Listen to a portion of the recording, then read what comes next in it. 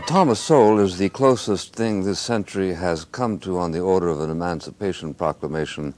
He is a scholar who has devoted his labors to looking behind the cliches of abjection, to sing out not that there is no such thing as racial discrimination, on the contrary, not that there is an instantaneous route to affluence, but that the color of an American's skin is not a birthmark that commits him to substandard life. What is extraordinary is that the labors of Mr. Sowell, far from exciting the kind of enthusiastic reception one would expect, have met in some cases with near hysterical denunciations even from some black leaders. It is as if the head of the Anti-Slavery League had denounced Abraham Lincoln for signing the Emancipation Proclamation. Indeed, that proclamation meant that there would no longer be slavery, but it also meant that there would no longer be an anti-slavery league. Thomas Sowell was born in the South, but came north with his family as a boy, entered Stuyvesant High, from which he graduated going on to the Marines, and then matriculating in Harvard. There he received a degree in economics, going on to Columbia for his master's and to the University of Chicago for his doctorate. He has taught at Rutgers, at Howard, at Cornell, Brandeis, Amherst, was professor of economics at UCLA. He is now a senior fellow of the Hoover Institution at Stanford.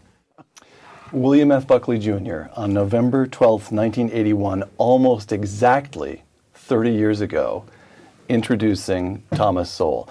As best I can tell, the only thing that's changed is the kind of glasses you wear, Tom. But as Bill said, you have spent your career looking behind the cliches of abjection. There was no one like him, was there? Welcome to Uncommon Knowledge. I'm Peter Robinson. As you've heard, today's guest is Dr. Thomas Sowell, whose newest book is The Thomas Sowell Reader. And Tom, I begin by pointing out something the copy editor missed. You wrote in your introduction that you were summarizing the work of a lifetime, which of course should read, summarizing the work of a lifetime so far. On the other hand, when you're 81 years old, I think the different distinction is not very great. All right, segment one, equality. A quotation and another clip. The quotation from the Thomas Sowell Reader, quote, "If one confused word can gum up social policies, the legal system, and innumerable institutions throughout society, that word is equality." The video clip from the presidential campaign of 2008. My attitude is that if the economy is good for folks from the bottom up, it's going to be good for everybody. If you've got a plumbing business, you're going to be better off if you've got a whole bunch of customers who can afford to hire you. And right now, everybody's so pinched that business is bad for everybody. And I think when you spread the wealth around, it's good for everybody. Spread the wealth around in the name of greater equality for bus drivers and plumbers and construction workers. What's wrong with that? What's wrong is the track record of spreading the wealth around. What has happened around the world and what is happening under the Obama administration is an attempts to spread the wealth are in fact spreading poverty. Why? Because you attack the people who are creating the most wealth, not only for themselves, but society. Don't forget, people don't get wealth just because they're greedy. They get wealth because other people voluntarily pay them their money. And they voluntarily part with their money only because they're getting something that they consider worth it. So when President Obama says he wants to spread the wealth around, what he's saying is he wants to insert the government into voluntary transactions, which doesn't work. And it doesn't work for a very simple reason. Right. The people at the high end of the income scale don't just stand still to be sheared like sheep. They send their money overseas, as they're doing now. I was reading the other day about some company, that needs some money for expansion or whatever, and they have overseas branches. Now, they're making that money overseas, but they're borrowing money here instead of bringing it home. And they don't bring it home because it'll be taxed to death if they bring it home. Now, you keep raising the taxes, and they'll do more and more of their businesses overseas. And the jobs that are created will be created overseas.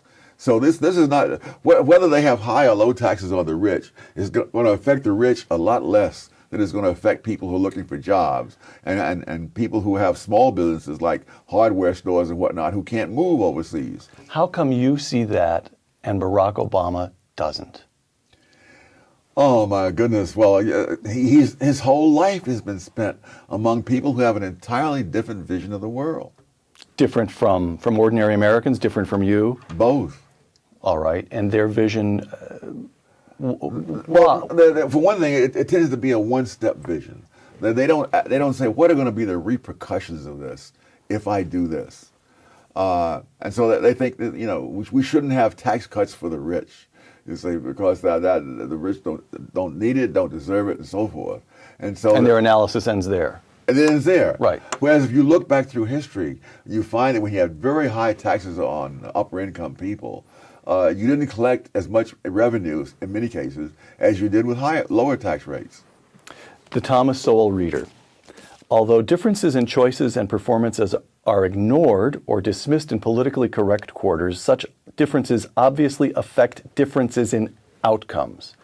And you then, in the Thomas Sowell reader, compare the different economic records. This is fascinating, but I mean, there's a lot fascinating in here, but this struck me especially.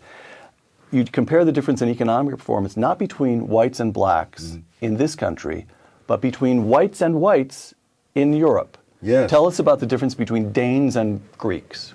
Oh, well, if you look at Eastern Europe and Western Europe, the economic differences between Eastern Europeans and Western Europeans is greater than that between blacks and whites in America. And people ask, why is there such a gap here? Why is there such a gap there? I say, well, ever since the Civil Rights Act, why hasn't that gap closed completely? I say, look at Eastern and Western Europe. They've been on the same Europeans. They've been on the same continent for centuries, and the gap hasn't closed. So, gaps don't close that fast. So we need to the underlying message here is be realistic about what actually causes growth. Mm-hmm. Be realistic about the durability of culture, even of economic culture, yes. Work habits. And, oh, yes. All right. And don't worry about income inequality. Let the rich get rich as long as the poor are getting... In other words, you don't care too much about the gap, do you, or do you?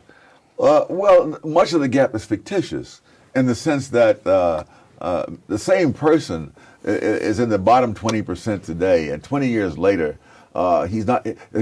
Very few of them will still be in that bottom 20%. There'll be far more of them in the top 20% who started in the bottom 20 than there are who remained in the bottom 20. So one of the problems with our statistics is that they are about abstractions. They're not about flesh and blood people. The people move through these brackets over a lifetime. Almost everybody started out at the bottom and got as high as they got. That doesn't mean when they get high up that they are the rich. There's someone who's arrived there at the end of 20 or 30 years. One more video clip, Tom, if you don't mind. It's hard to argue against that. Warren Buffett's secretary shouldn't pay a higher tax rate than Warren Buffett. It is wrong that in the United States of America, a teacher or a nurse or a construction worker who earns $50,000 should pay higher tax rates than somebody pulling in $50 million.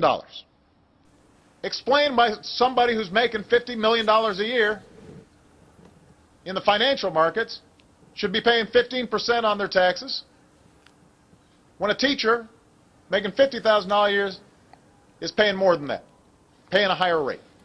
They ought to have to answer for that. And if they're pledged to keep that kind of unfairness in place, they should remember the last time I checked, the only pledge that really matters is the pledge we take to uphold the Constitution.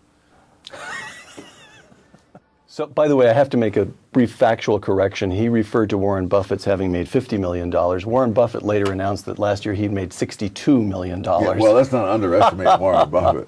All right, but the President of the United States kept talking about the prima facie unfairness of a secretary, what did he say, a teacher or a nurse or a construction worker paying a higher rate than a hedge fund manager or one of the richest men in the world, Warren Buffett.